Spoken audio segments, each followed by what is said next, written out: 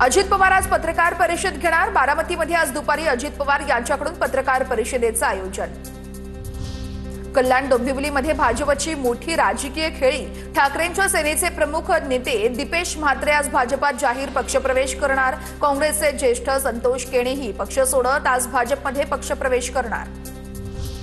ठाकरेंच्या शिवसेनेत कल्याण जिल्हा प्रमुख पदासाठी रोहिदास मुंडे यांचं नाव चर्चेत आहे। दीपक म्हात्रे यांनी ठाकरेंच्या शिवसेनेला रामराम केल्यानंतर रोहिदास मुंडेंचं नाव चर्चेत। आगामी निवडणुकांच्या पार्श्वभूमीवरती स्थानिक नेतृत्वाची ही मागणी।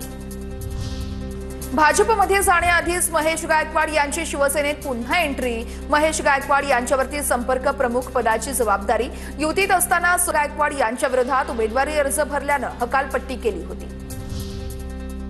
शिवतीर्थ निवासस्थानी राज ठाकरेंच्या बैठकीला सुरुवात। तर बैठकीला मनसेचे नेते, मुंबई अध्यक्ष आणि उपाध्यक्ष तसेच इतर शहर अध्यक्ष उपस्थित। पालिका निवडणुकीच्या रणनीती संदर्भात बैठकीत चर्चा केली जाणार। पुण्यातील मनसे नेते उद्या राज ठाकरेंना भेटण्याची शक्यता। पुण्यातील मतदार याद्यांचा अहवाल घेऊन राज ठाकरे यांना भेट घेण्याची शक्यता। पुणे शहरातील मतदार याद्यांचा संपूर्ण अहवाल सादर केला जाणार। पुण्यातील 165 वॉर्ड्ससाठी 110 शाखाध्यक्षांची नेमणूक करण्यात आली होती। उपमुख्यमंत्री एकनाथ शिंदे आज सांगली दौऱ्यावर। सांगलीमध्ये बैलगाडा शर्यतीचा थरार रंगणार।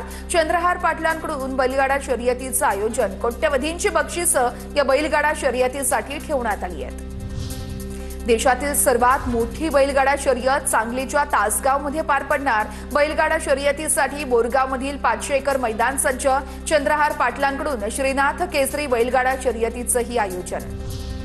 पवारांच्या राष्ट्रवादीच्या कोर कमिटीची वायबी चव्हाण सेंटरमध्ये आज बैठक। आजच्या बैठकीमध्ये राज्यभरातील जिल्ह्यांचा आढावा घेतला जाणार। आढावा घेतल्यानंतर स्थानिक पातळीवरती युती संदर्भात निर्णय होणार। तर काही ठिकाणी अजितदादांसोबत जाण्याचा कार्यकर्त्यांचा सूर।